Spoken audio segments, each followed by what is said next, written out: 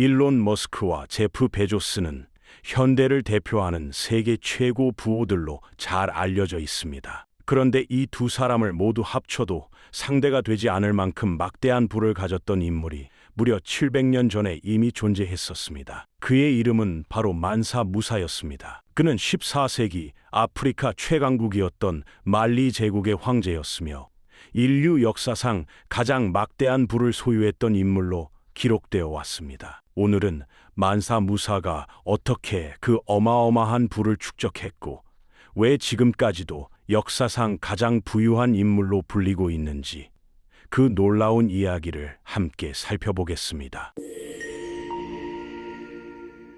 만사 무사는 어떤 사람이었을까요? 1312년 만사 무사는 말리 제국의 왕으로 즉위하였습니다. 그는 원래부터 왕위에 오를 예정이었던 인물은 아니었습니다. 전임 왕이었던 아부바카리 2세가 대서양 너머의 세계를 탐험하겠다며 약 2,000척의 배를 이끌고 떠났다가 끝내 돌아오지 못했기 때문이었습니다. 그 결과 뜻밖의 상황 속에서 만사 무사가 왕위에 오르게 되었던 것입니다. 당시 말리 제국은 오늘날의 말리, 세네갈, 니제르 일대에 걸쳐 있던 거대한 제국이었으며 세계에서 가장 많은 금을 보유한 나라로 알려져 있었습니다. 지금은 가난한 나라로 인식되고 있지만 당시에는 세계 경제를 움직일 정도의 초강대국이었습니다. 같은 시기 유럽은 기근과 전쟁, 전염병으로 혼란에 빠져 있었지만 아프리카와 이슬람 세계는 무역과 학문, 종교가 크게 번성하고 있던 시기였습니다. 만사 무사는 이 시대적 흐름을 정확히 읽어내었던 인물이었습니다. 그는 제국의 중심이 될 전략적 요충지부터 장악하였습니다. 특히 팀북투와 가오는 사하라 사막 무역과 니제르강 무역이 만나는 곳으로 말리 제국의 금과 재물이 실제로 모여들던 핵심 도시들이었습니다. 이 길을 통해 금과 소금, 비단과 향신료가 오갔고 지나가는 상인들에게서 세금이 거쳤으며 국고에는 금이 끊임없이 쌓여갔습니다. 말리 제국은 당시 세계 금 생산량의 상당 부분을 차지하고 있었고 유럽에서 사용되던 금화들 중 많은 수가 바로 이 지역에서 나온 금이었습니다. 만사 무사는 단순히 운이 좋아 부유해진 왕이 아니라 무역과 자원을 철저하게 통제했던 경제 전략가이었습니다. 1324년에는 그의 부가 상상을 초월하는 수준이었음을 전 세계에 각인시키는 사건이 벌어졌습니다. 바로 메카 순례였습니다. 그는 평범한 순례자가 아니었습니다. 당시 기록에 따르면 약 6만 명의 수행원이 함께 이동했고 12,000명의 노예들이 각각 약 1.8kg의 금을 들고 행진했습니다.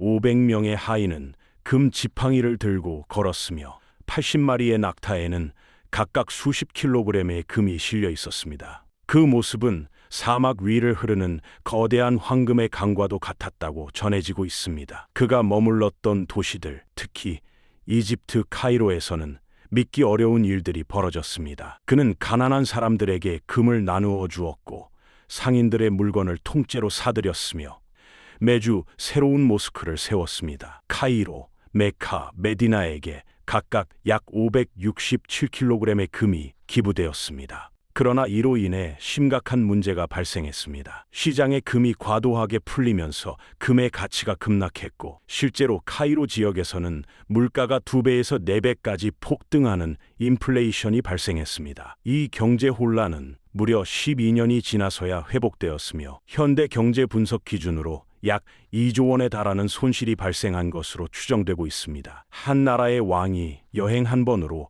도시 하나의 경제를 뒤흔들어 놓았던 사건이었습니다. 만사 무사는 자신이 만든 경제 혼란을 인지하였고 카이로의 대부업자들에게서 금을 다시 빌리기 시작하였습니다. 금의 유통량이 줄어들자 금값은 다시 오르며 시장은 안정을 되찾았습니다. 그러나 귀국길에 만사 무사가 빌린 금 전부를 이자까지 포함해 한 번에 상환하면서 금이 다시 시장에 풀렸고 반복적으로 금값이 하락하는 현상이 발생했습니다. 이 과정이 의도된 것이었는지 아니면 우연이었는지는 지금까지도 역사학자들 사이에서 의견이 갈리고 있습니다. 다만 이 사건 이후 말리 제국의 존재는 중동과 유럽 전역에 확실히 알려지게 되었습니다. 1375년에 제작된 카탈루냐 세계 지도에는 금덩이를 손에 들고 왕좌에 앉아 있는 아프리카의 왕이 그려져 있었는데 그 인물이 바로 만사 무사였습니다. 유럽인들은 그를 단순한 이국 땅의 군주가 아니라 세상에서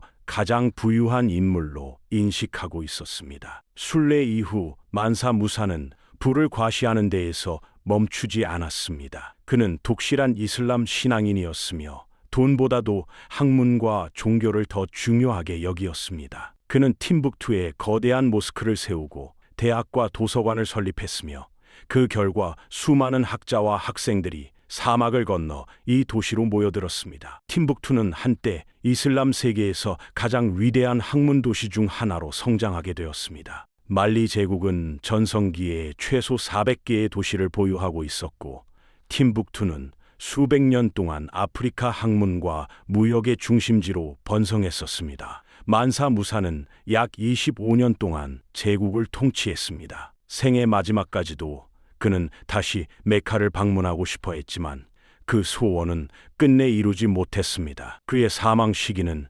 1332년에서 1337년 사이로 추정되고 있습니다. 만사 무사가 세상을 떠난 뒤 그의 막대한 부와 권력은 아들 마간 1세가 왕위를 이어받아 제국을 다스렸지만 만사 무사가 보여주었던 통치력과 경제적 통제력을 완전히 재현하지는 못했습니다. 이후 말리 제국은 내부 분열과 외부 침략이 겹치며 점차 쇠퇴의 길로 접어들기 시작했습니다. 한때 세계에서 가장 부유했던 제국은 시간이 흐르며 점점 힘을 잃어갔고 결국 역사 속으로 사라지게 되었습니다. 오늘날 아프리카의 국가인 말리는 세계에서 경제적으로 매우 열악한 국가 중 하나로 꼽힙니다. 그러나 만사 무사가 크게 후원하고 발전시킨 팀북투의 산콜의 대학은 수백 년 동안 학문의 중심지로 기능했으며 그가 건설 증축한 모스크들은 오늘날까지도 팀북투에 남아 있습니다. 그가 정비하고 장악했던 사하라 종단 무역로는 이후 서부 아프리카 경제 구조의 중요한 기반이 되었습니다. 만사 무사는 단순히 역사상 가장 부유했던 인물 가운데 한 사람이 아니라 자신의 부를 바탕으로 도시를 성장시키고 학문을 진흥시켜 하나의 문명을 꽃피운 왕이었습니다. 그래서 그는 오늘날에도 단순한 부자가 아니라 금으로 역사를 움직였던 전설적인 군주로 기억되고 있습니다.